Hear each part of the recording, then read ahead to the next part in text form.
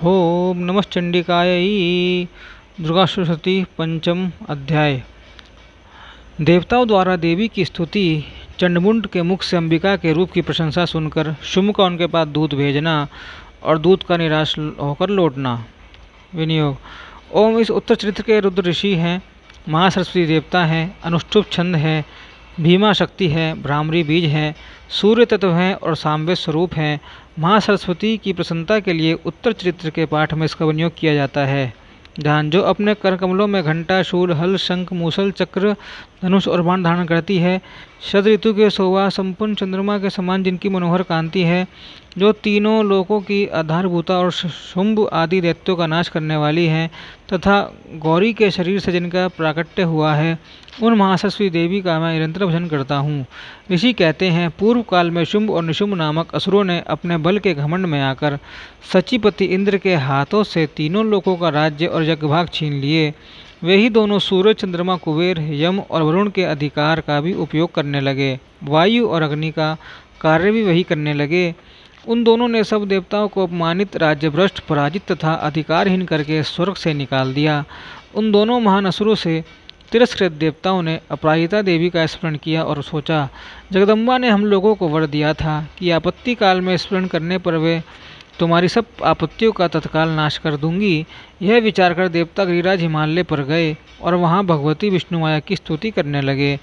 देवता बोले, देवी को नमस्कार है, महादेवी शिवा को सर्वदा नमस्कार है, प्रकृति एवं भद्रा को प्रणाम है। हम लोग नियम पूर्वक जगदम्बा को नमस्कार करते हैं, रौद्रा को नमस्कार है, नित्या गौरी एवं धात्री को बारंबार नमस्कार है, ज्योत्स्नामयी चंद्र रूपिणी एवं सुख स्वरूपा देवी को सतत प्रणाम है। शरणागतों का कल्याण करने वाली बुद्धि एवं वृद्धि एवं सिद्धि रूपा देवी को हम बारंबार नमस्कार करते हैं।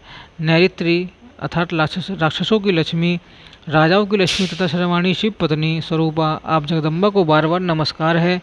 दुर्गा, दुर्गपारा, दुर्गम संकट से पार उतारने वाली, सारा, सबकी सारभूता, सर्वकारिणी, ख्याति, कृष्णा, दुर्मावती देवी को सर्वदा नमस्कार है। अत्यंत सोम तथा अत्यंत रौद्र रूपा देवी को हम नमस्कार करते हैं, उन्हें हमारा बारंबार प्रणाम है। जगत की आधारभूता कृति देवी को बारंबार नमस्कार है। जो देवी सब प्राणियों के विष्णु माया के नाम से कही जाती है, उनको नमस्कार, उनको नमस्कार, उनको बारंबार नमस्कार है। जो देवी सब प्राणियों में चेतना कहलाती है, उनको नमस्कार, उनको नमस्कार, उनको बारंबार नमस्कार है।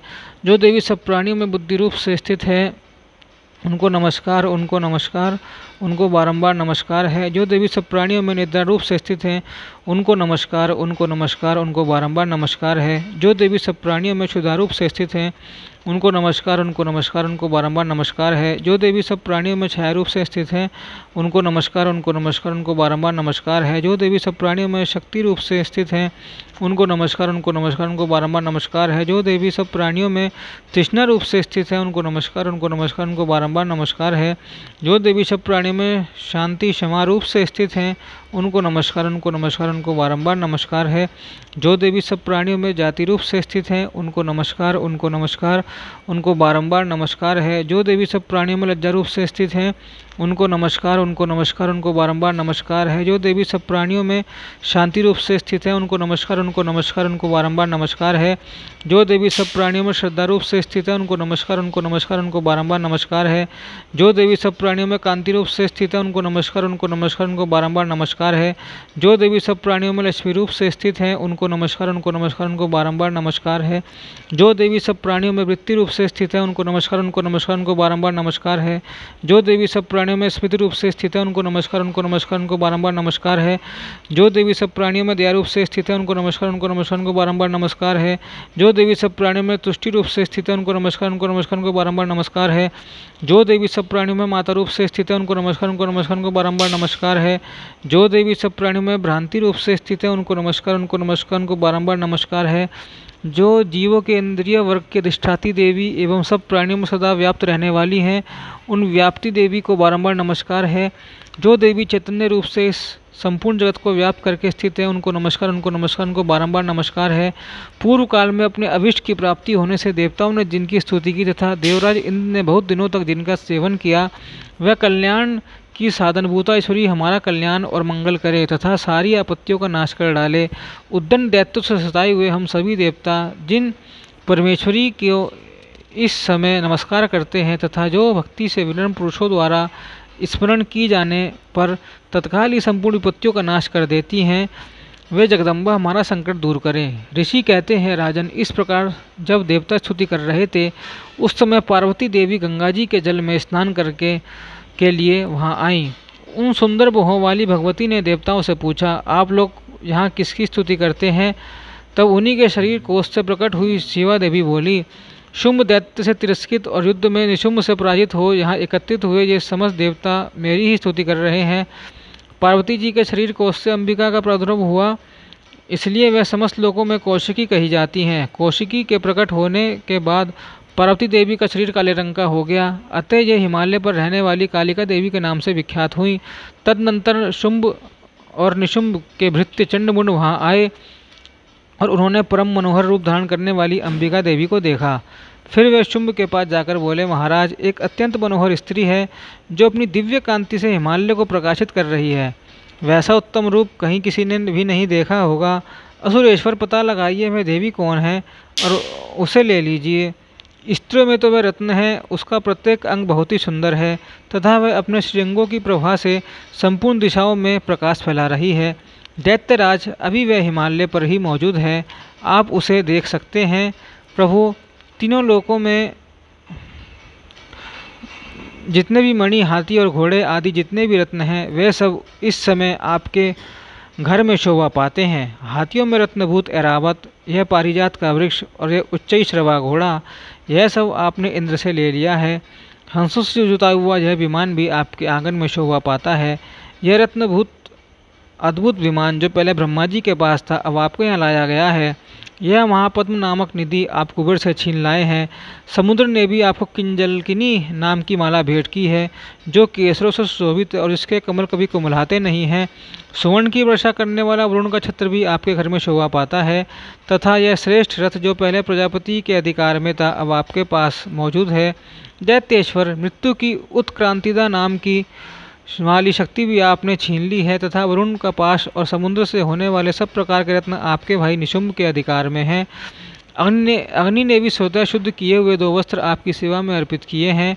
दैत्यराज, इस प्रकार सभी रत्न आपके एकत्र कर लिए हैं। फिर जो यह स्त्रियों में रत्न स्वरूप कल्याणमयी देवी है, इसे आप क्यों नहीं अपने अधिकार में कर लेते? ऋषि कहते हैं, चंडमुंड का यह वचन सुनकर शुंभ ने महादैत्य सुग्रीव को दूत बनाकर देवी के पास भेजा और कहा, तुम मेरी आज्ञा से उसके सामने ये बातें कहना और ऐसा उपाय करना जिससे प्रसन्न होकर वह शीघ्र ही यहाँ आ जाए। वह दूत पर्वत के अत्यंत रमणीय प्रदेश में जहाँ देवी मौजूद थी गया और मधुर वाणी में कोमल वचन बोला। दूत बोला, देवी, दैत्यराज शुंभ इस समय तीनों लोकों के परमेश्वर हैं। मैं उन्हीं का भेजा हुआ दूत हूँ और यहाँ तुम्हारे ही पास आया हूँ। उनकी आज्ञा सदा सब देवता एक स्वर में मानते हैं, कोई उसको उल्लंघन नहीं कर सकता। वह संपूर्ण देवताओं को परास्त कर चुके हैं। उन्होंने तुम्हारे लिए जो संदेश दिया है उसे सुनो। संपूर्ण त्रिलोकी मेरे अधिकार में है, देवता भी मेरी आज्ञा के अधीन चलते हैं। संपूर्ण यज्ञों के भाग्यों को मैं ही पृथक पृथक भोगता हूँ। तीनों लोकों में जितने श्रेष्ठ रत्न हैं वे सब मेरे अधिकार में हैं। देवराज इंद्र का वाहन ऐरावत जो हाथियों में रत्न के समान है मैंने छीन लिया है। श्री सागर का मंथन करने से जो अश्वरत्न उच्चैश्रवा प्रकट हुआ था उसे देवताओं ने मेरे पैरों पर पड़कर समर्पित किया है। सुंदरी, उनके सिवा और भी जितने रत्नभूत पदार्थ देवताओं, गंधर्वों और नागों के पास थे वे सब मेरे ही पास आ गए हैं। देवी, हम लोग तुम्हें संसार की स्त्रियों में रत्न मानते हैं, अतः तुम हमारे पास आ जाओ क्योंकि रत्नों का उपभोग करने वाले हम ही हैं। चंचल कटाक्षों वाली सुंदरी, तुम मेरी या मेरे भाई महापराक्रमी निशुंभ की सेवा में आ जाओ क्योंकि तुम रत्न स्वरूपा हो। मेरा वर्ण करने से तुम्हें तुलना रहित महान ऐश्वर्य की प्राप्ति होगी।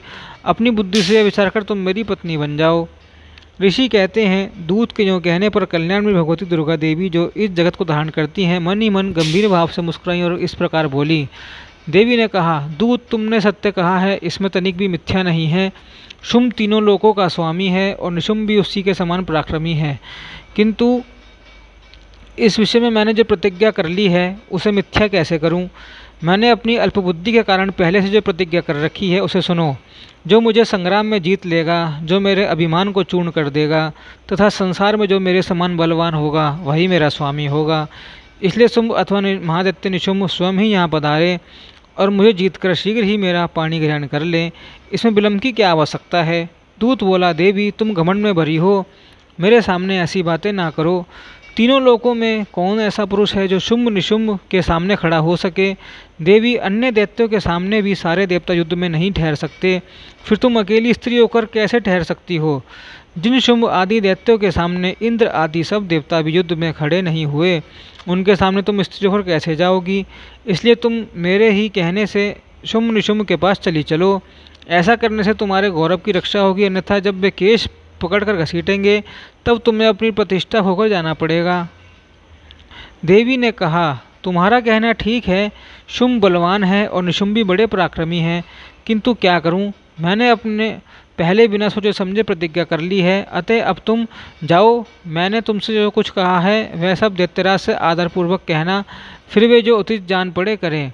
इस प्रकार श्री मार्कंडेय पुराण में सामान्यिक मनमंत्र के कथा के अंतर्गत देवी महात्म्य में देवदूत संवाद नामक 5वां अध्याय। ओम नमः चंडिकाय ही।